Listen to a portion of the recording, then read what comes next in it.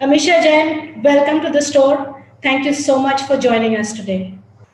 Thank you so much. It's a pleasure to be here. Thank you. Okay, let me start with a macro view of the women's innerwear market in India. Pegged at about 322 billion rupees in 2020 and expected to roughly double in size by 2025. Now, that's a big growth, but it's also still a very largely underserved category, despite the growth of brands and modern retail. What do you think are the key consumption trends and shifts that you are picking up in the lingerie category in India? So I think it's one of the most exciting times. I think we've been on a journey of exponential growth for the last 3 years, and the last 1.5 year has seen turned out to be a phenomenal time actually. So quite the contrary to the challenges that we're seeing in the in the larger environment. But I think the lingerie journey has continued. What we've come to realize in a one big way is that the category is resilient, right? This is an absolute necessity. So she is looking to shop, even though she might kind of go tighter on some of the other areas. So we've kind of seen continuous sustained growth. We've also seen very interesting trends around one is that consumers are definitely looking for a baseline in terms of health and hygiene and safety, right? And that's a non-negotiable today. But at the same time, what we're also noticing is that consumers are now even more than before looking for comfort, and they are looking for the right fit, which is right for their body, because along with that comes that the health part of it as well, right? So I think as the awareness is building, the idea of I want something that is comfortable for me, which by the way is synonymous in our category to making sure that you have the right fit. So I think that awareness has built up over the years, and I think we're seeing that unfold a lot. And hence people are picking products. They are going through our fit code, for example, and making sure that they're finding the right sizes. Traditionally when we get women in our stores, etc., we find that about 85-90% still do not know what the sizes are, and our bodies actually change over a period of time as well. So that is one key pillar kind of that stays. The other thing that we've noticed is that there is a significant trend coming out of the tier 2 tier 3, where there's been a move towards online shopping. And it's not about this move that is important. What is more interesting is that the needs, the what people are looking for is fairly similar. It's not that they're looking for cheaper price points, or contrary to popular belief that oh, you need to go after value. People are looking for cheaper stuff. They're not looking for real variety or really highly technical products. That's not true. What we've seen is that consistently that trend stays. People are looking for value in terms of what they're paying for it, right? Consumers quite aware and discerning. Our Indian women are quite discerning. They're aware of what the right price for a product is. So we've seen for the brand there's been a significant momentum, and people are sort of looking to pick that up. We've seen movement across all our categories. So, for example, in bras, you'll see that comfort being the key driver, which is true for every product. But then her health concerns come first, and hence fit is the driver of it. She still continues to look for all sorts of frames. She looks for, making sure that her wardrobe is sort of includes every frame. But at the same time, maybe she's looking for a home bra. So she is, as she's more bound, she's looking for a bra that is right for her home. But at the same time, when she's on a Zoom call or she's kind of stepping out for a walk, etc., she needs the other products as well. Similarly, and surprisingly for us, our shapewear continues to grow. So, a lot of people thought that, in these times, people are not going out, and, shapewear may not be the case. But I think that people are more conscious about the fact that this is what makes my body feel more comfortable, more confident. So people are going for shapers. We have demand out of tier 2, tier 3, tier 4 also on tummy tuckers, for example, or some of our shapers. And I think that's more a realization and recognition of how I want to feel. It's so I think the awareness of self has gone up, and that's, I think, one big shift we've seen in the last 1.5 year. Right. Zivame has a business model very like a fast fashion brands with relatively high inventory turnovers, which is very important because inventory holding costs are a major challenge for fashion retailers and also limits scalability. How do you run a tight ship on inventory? Yeah, I think that that has been one big win from our perspective. I would say, for us, that is one area that all of us, I mean, every leader is effectively responsible for. It serves two purposes. The idea of making sure inventory is right not is just not from your own balance sheet perspective, or it's not important just from a perspective that how much cash are we sort of putting out there, right, from a working capital perspective. What is more important is that am I going to be able to give her and react to her changes on time? And hence that is where this whole faster turnaround, right, and in terms of cycles that are shorter works, because we can then react to the environment faster, right? And as the consumer needs are evolving, we've been able to do that as well. Now what all of it for us has been driven, and we've been doing this for years now, is we have an extremely technology driven approach to inventory. So, we don't go at it like a traditional, merchandising strategy would be, which is let me buy X number of options and here's the size curve, right? Which is like, typically in apparel, let's say, I'm going to get, I don't know if you're aware of this, but they'll go through a size curve, which is 1, 2, 3, 2, 1. For example, small, medium, large, and how many units in each size one is supposed to buy and how many sets of that. We don't do it like that. For us, we project demand at an absolute size level. So, for example, a 32B, we will project out how much of that we are going to buy in a particular style color. So, pink colored bra, which is strapless, I have a different projection for a 34B size versus a 36B size. And also, a blue color in that will have a different projection also. So, we don't go, and for us, this is technology driven, this is data driven, this is where our more from our data science perspective, this is where our effort comes in, and that's what differentiates us. So this is managing the size curves, managing the inventory flow at the last level of an SKU is absolutely critical, because as you're aware, bras, for example, each bra, every frame that we build, like I described, a padded, non-wired t-shirt bra in pink color, will have at least 40 odd sizes, right? Because we have 32 all the way going to 44. You have a B cup going to a G cup, right? All the way down. And as you build these sizes out, it's tough for an average retailer, an average brand to manage that many sizes in a color, right? Imagine now kind of blowing that out and saying, I'm going to carry 3,000 options. That is 3,000 into 44. I mean, and that's like a very base level math, we're talking about. So I think managing this complexity only becomes possible when it is technology led, and that's one of our strengths. And I would say a clear driver of what Zivame is about, or has also led to our success.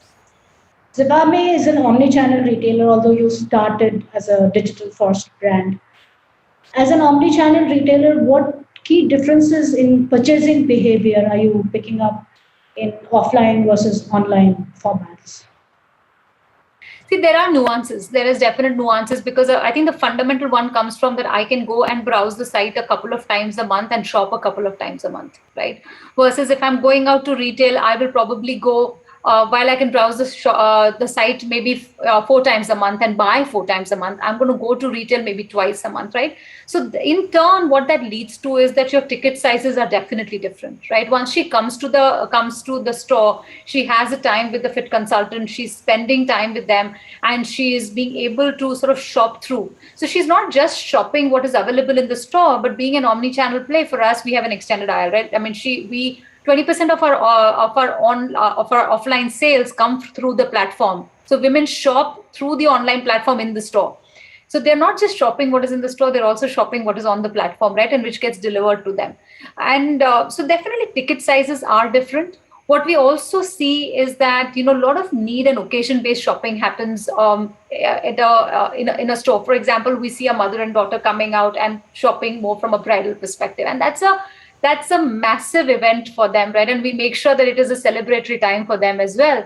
And at that time, ticket sizes go all the way up to 1 lakh, right? I mean, then then we're not talking an average digital commerce basket value, right? So there are differences between just the way the structures of the channels are. Obviously, there are differences between how the consumer thinks about it, and obviously it's an assisted selling. They're looking to kind of learn, so they explore other things as well.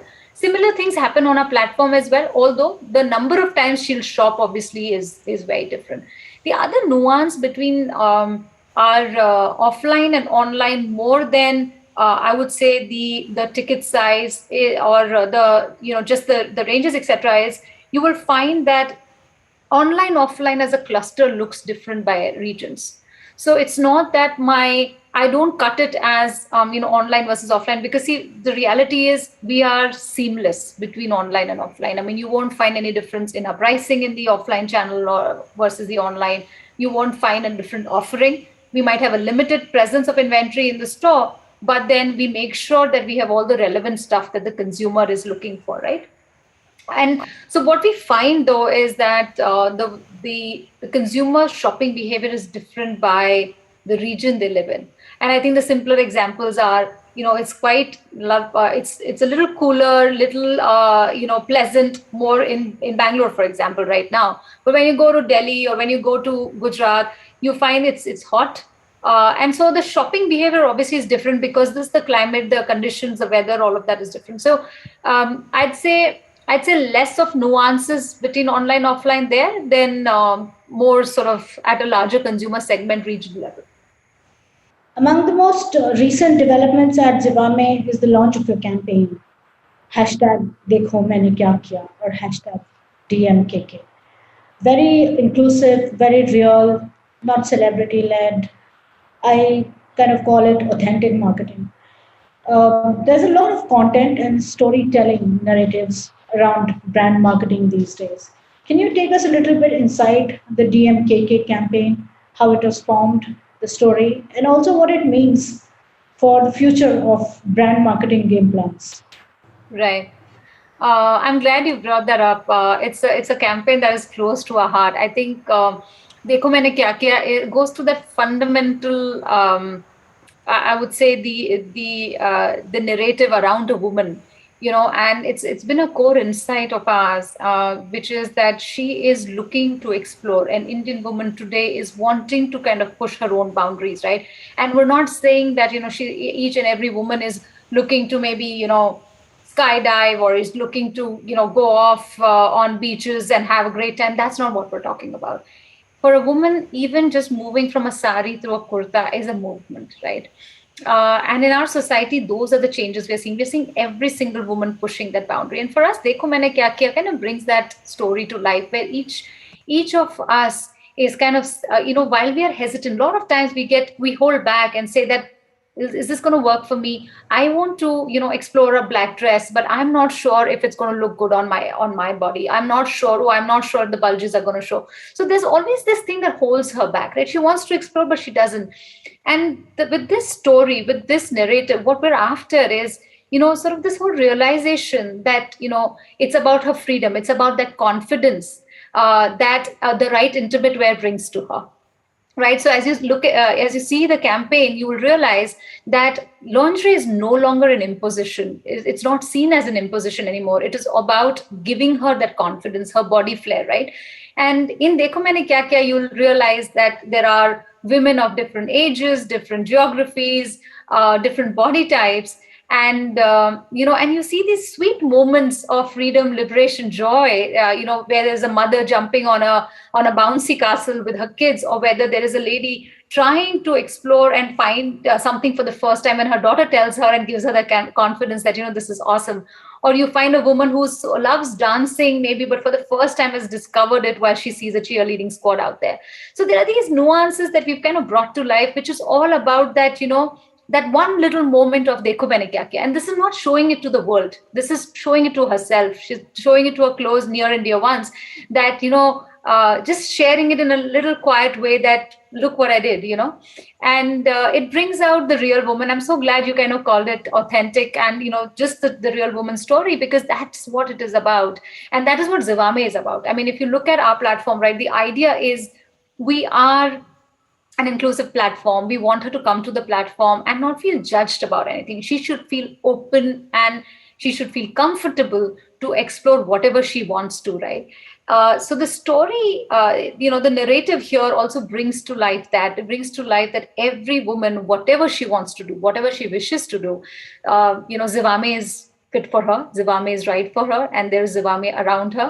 And that's what we want to be. We are a sisterhood of sorts. We want to make sure that we are with her on her journey as she looks for that little confidence to just achieve whatever she wishes to. So, yeah. Sometime during the end of 2019, in an interview, you actually said that the future of marketing is multi channel. Have the developments over the past year or so altered that view, or are you reinforcing that belief going forward?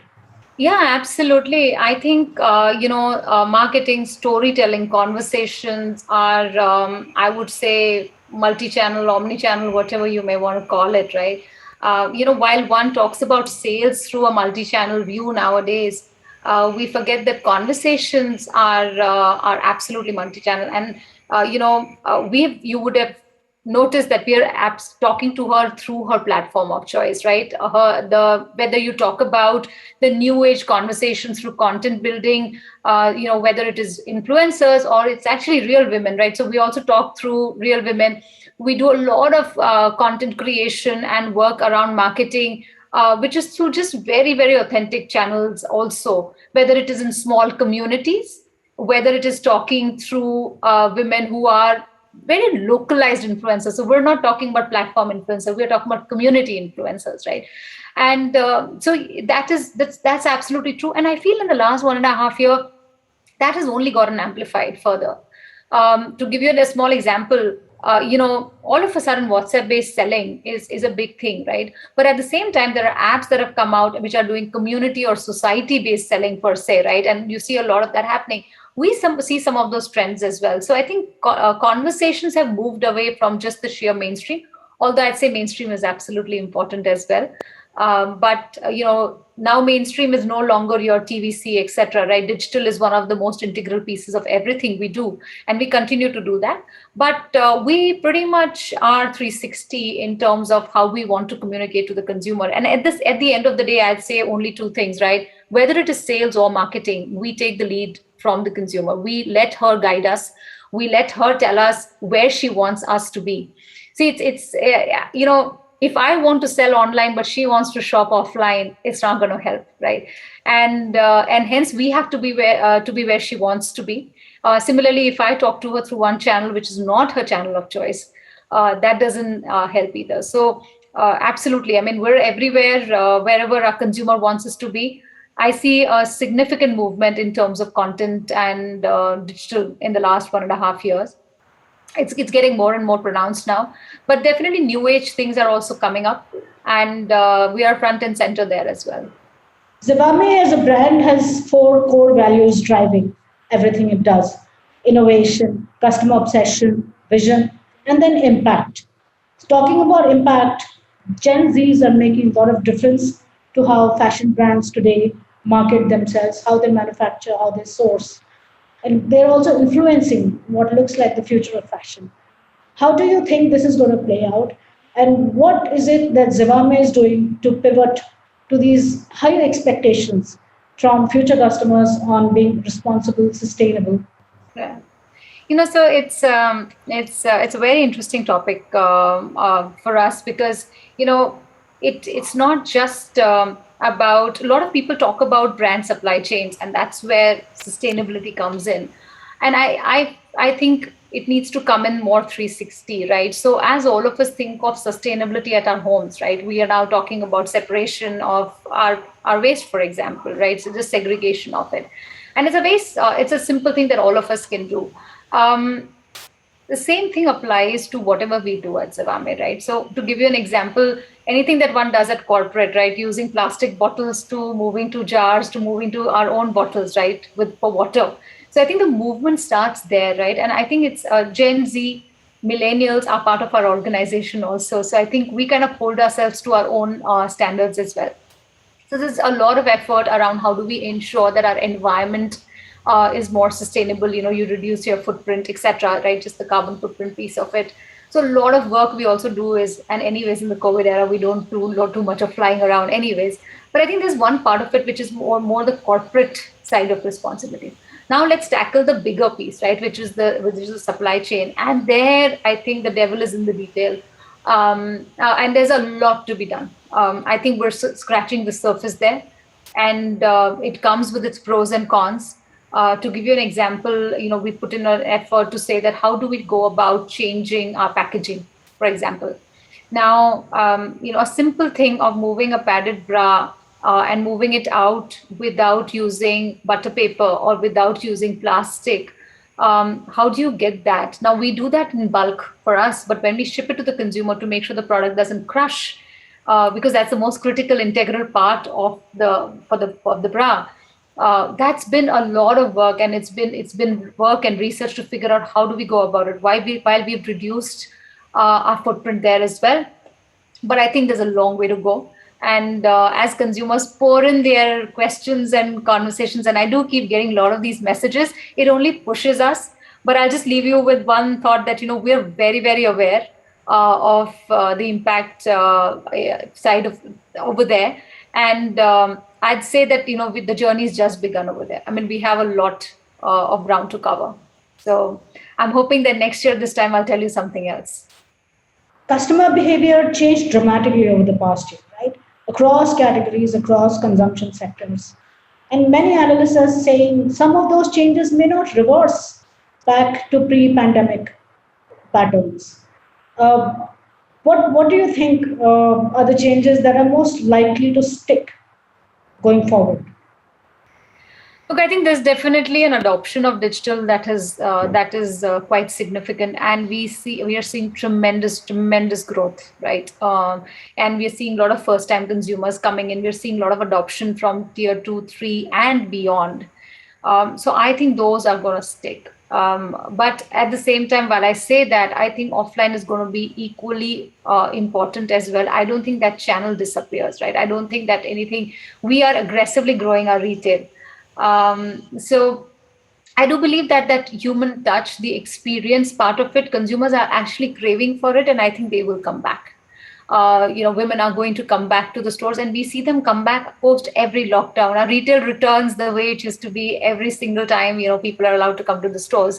So, while I believe that digital adoption has gone up, our consumption of our content has gone up, people are more accepting and also willing to explore. So I feel this pandemic is allowed us to actually expand the category faster and in a bigger way. Rather than taking away from one channel and giving it to the other, I actually think that it has grown, and it's not just grown for us; it's grown for everybody. There are certain unfortunate things about it, which is I do believe that the pandemic has impacted some of the smaller players in the ecosystem, that have struggled, and we've worked very hard to find people who are now either sitting with stock or are actually in a situation which is challenging, and see how we can help them. So, we had an initiative that was rolled out, which was, if you are sort of looking to push out or looking to have built inventory or have stock, how do we help you out? How do we find buyers for you? And so we want to make sure that we are able to support our ecosystem. We are fortunate enough that we're able to, chug along, not just while we're doing stellar.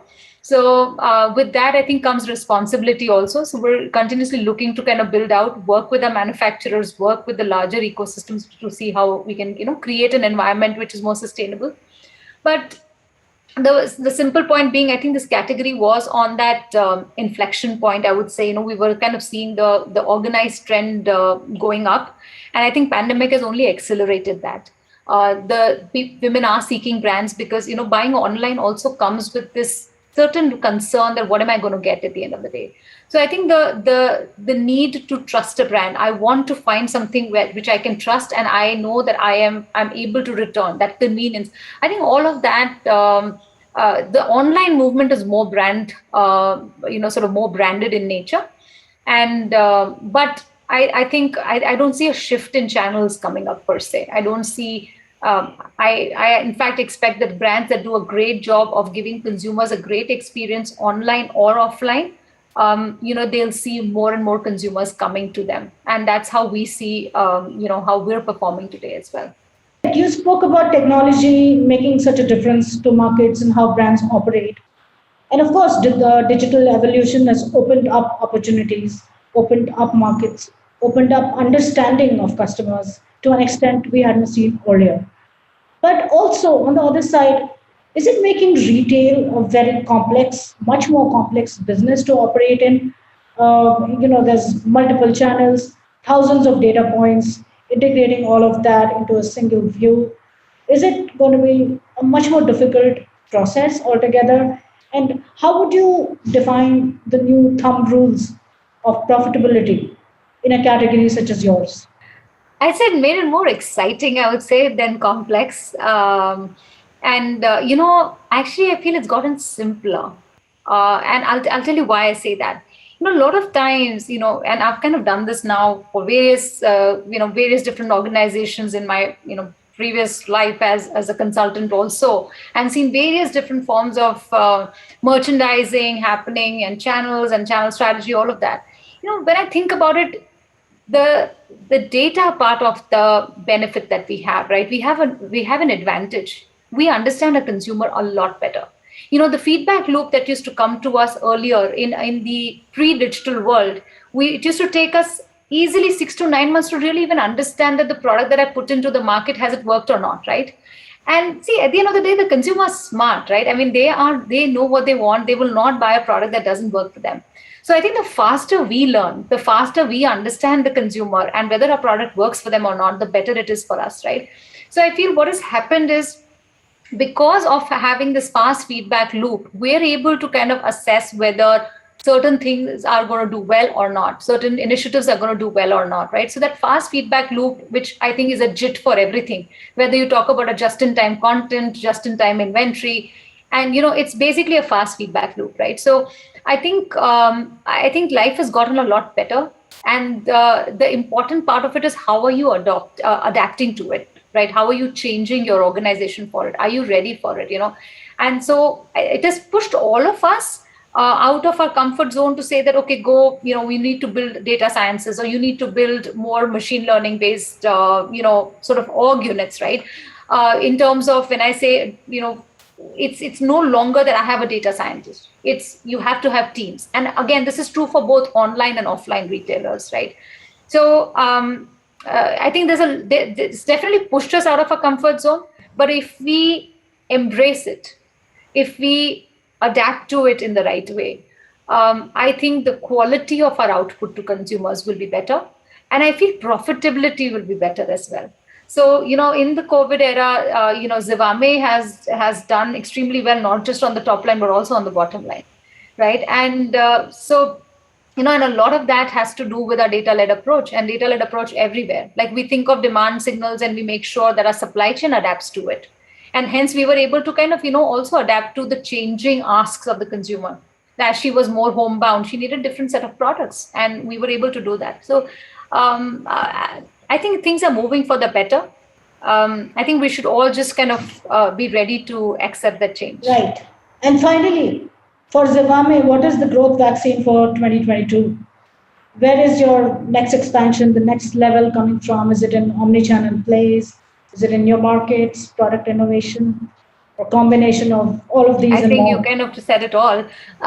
So I think, look, innovation is an absolute non-negotiable pillar for us. I mean, that is something that we continue to do. And in just these last one, we launched, for example, copper infused lingerie, which is product that allows to protect her health and hygiene. Copper is known to do that, and the way we've kind of done it at the yarn level, and bring a very, very innovative product to the market. We've launched several products. We launched reversible sari shapewear, which is a patented thing for us, and several other things that we've kind of applied patents for. So that will always remain, and that has always been part of our DNA. We're only going to accelerate that. We are expanding in our offering as well. So you'll see our platform kind of going broader also. But in terms of markets and channels, right, there's just so much more to do with the digital online platform by itself. And channel expansion, again, is a no-brainer. So you'll see us kind of launch, do bigger, better initiatives on online. But at the same time, in the offline world, we will continue to scale retail. So, we will exit the year in the zone of about 120 to 140 stores. But beyond that, we're also now opened up new formats. So we're not just exclusive business outlets, which are certain large size, We're also doing smaller formats. We have some certain other formats that we've tested. So we are quite aggressive in the offline space. I think the one big area that we're now opening up is the whole digitization thought process around the mom and pop stores as well. So we want to make sure that we bring our ecosystem together as well. And we'd like to work with that side of things to ensure that we bring efficiencies in that space also. So, channel expansion is something that is ongoing. I think the big pieces and the big movers for us are going to come in the product technology side of areas, in the supply chain parts of it as well.